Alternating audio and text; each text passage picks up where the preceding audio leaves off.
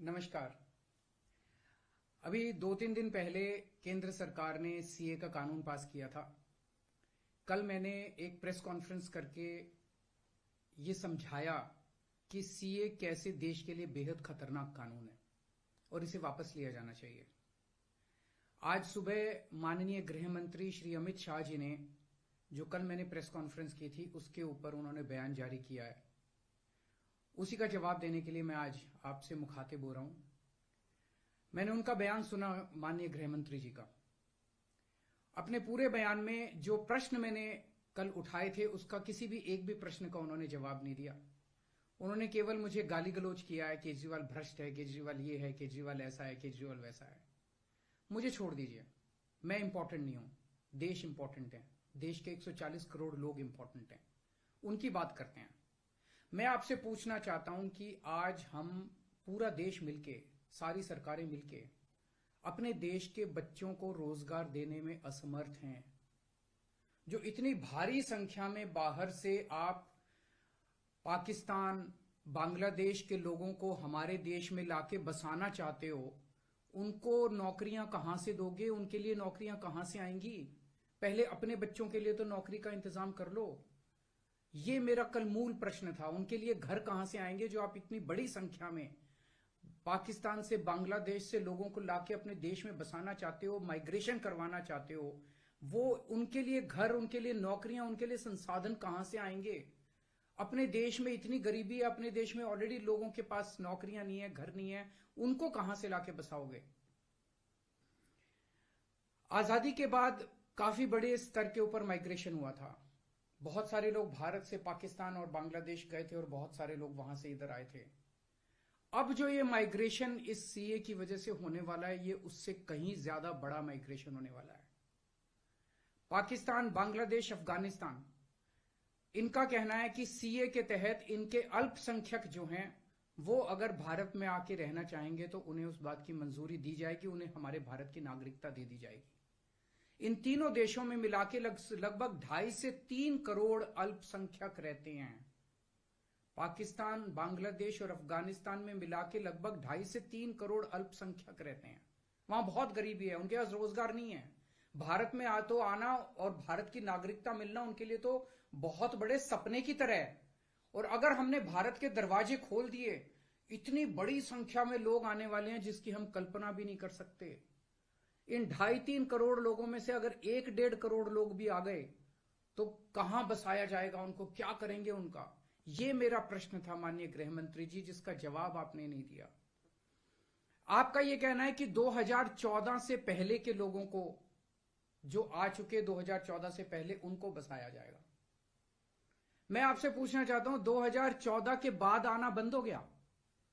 2014 के बाद भी आ रहे हैं, अभी तक आ रहे हैं, रोज आ रहे हैं। तो अभी तक 2000 जो इलीगल माइग्रेंट आते थे, जो घुसपैठिए हमारे देश के अंदर आते थे, वो डरते थे कि अगर आ गए तो हमें निकाल देंगे, हमें पकड़ लेंगे, हमें जेल में डाल देंगे। उन्हें डर रहता था क्योंकि वो इलीगल थे। अब आप ये कानून लाके उनको लीगल बना रहे हो, अब उनका डर खत्म हो जाएगा। पूरे तीनों देशों के अंदर अब मैसेज ये है कि भारत सरकार अब जो है इन तीनों देशों के घुसपैठियों को लीगल करने जा रही है। तो ये 2014, आज आप 2014 वालों की बात कर रहे हो, कल आप 2019 के पहले वालों की बात करोगे, फिर ये डेट एक्सटेंड करके 2024 कर दोगे, क्योंकि घुसपैठिए तो आ ही रहे हैं। आपने रोहिंग्यों की बात की, ये तो आप ही के टाइम में आए थे, ये तो 2014 के बाद आए हैं सारे रोहिंग्ये। कैसे आए? ये आपकी मिली भगत से आए कि आपकी नाकामी की वजह से आए? पूरे देश में कहां कहां आपने रोहिंग्यों को बसा रखा है? तो जो इतने एक तरह से दरवाजा जो खोल रहे हो, इनको जो लीगल बना रहे हो, ये देश के लिए बहुत खतरनाक है। और इतनी भारी संख्या में इसके बाद घुसपैठिए आने वाले हैं जिसकी हम कल्पना भी नहीं कर सकते। आज जो 2014 के पहले भी आए थे, हमारे देश के अंदर उनके अधिकार नहीं है। आप उनको नागरिकता देके अब सरकारी नौकरियों दी जाएंगी उनको। पाकिस्तान से आए हुए घुसपैठियों को हमारे देश के अंदर अब सरकारी नौकरियां दोगे आप, उनको उनके राशन कार्ड बनाएंगे हम लोग। आज दिल्ली के अंदर 72 लाख लोगों के राशन कार्ड हैं, वो कम पड़ते हैं। हम बार बार केंद्र सरकार को लिखते हैं, भाई हमारे दिल्ली के अंदर गरीब ज्यादा है, राशन कार्ड बढ़ाने की इजाजत दो। उनके राशन कार्ड बढ़ाने की इजाजत नहीं देते और पाकिस्तान से लाके उनके राशन कार्ड बनाओगे आप, पाकिस्तान और बांग्लादेश के लोगों का। ये तो सही नहीं है। हमारे देश के लोगों के अधिकार मार के आप उनके लोगों को अधिकार दे रहे हो।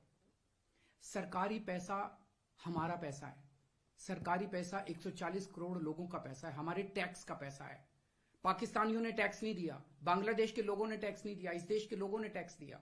इस देश के लोगों के टैक्स का पैसा आप पाकिस्तान और बांग्लादेश के लोगों को यहां लाके उनको बसाने में खर्च करना चाहते हो, ये मंजूर नहीं है इस देश के लोगों को। कृपया इसको, मैं पूरी विनम्रता के साथ बोल रहा हूं कि कृपया इसको समझने की कोशिश कीजिए। और मैं देश के लोगों से जानना चाहता हूं, आपसे जानना चाहता हूं, जो ये मेरी प्रेस कॉन्फ्रेंस सुन रहे हैं और ये वीडियो देख रहे हैं, मैं आपसे जानना चाहता हूं, अगर आपके घर के सामने सड़क के उस पार पाकिस्तान से आए हुए लोगों की झुग्गियां बसा दी गई, क्या ये आपको मंजूर होगा? कौन लोग हैं जो ये पाकिस्तान से आ गए, कौन लोग हैं जो ये बांग्लादेश से आ गए? क्या आपकी बहू बेटियां सुरक्षित होंगी?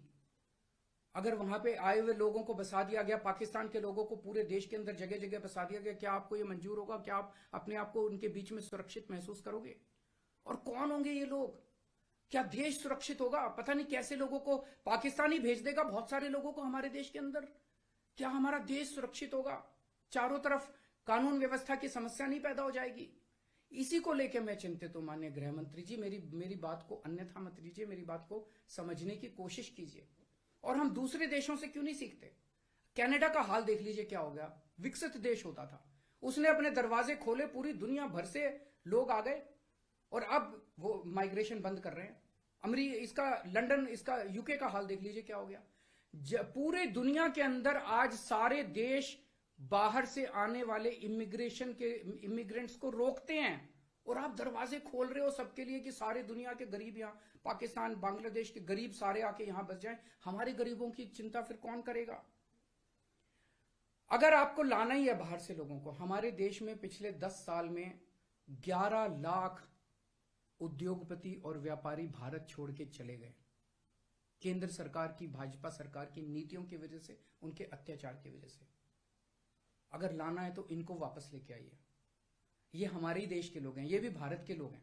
ये 11 लाख लोग देश को छोड़ के चले गए, ये वापस आएंगे। ये अमीर लोग हैं, इनके पास पैसा है, ये आएंगे, फैक्ट्री लगाएंगे, दुकानें खोलेंगे, व्यापार करेंगे, लाखों बच्चों को रोजगार देंगे। इनको लेके आइए ना, पूरा देश आपका साथ देगा।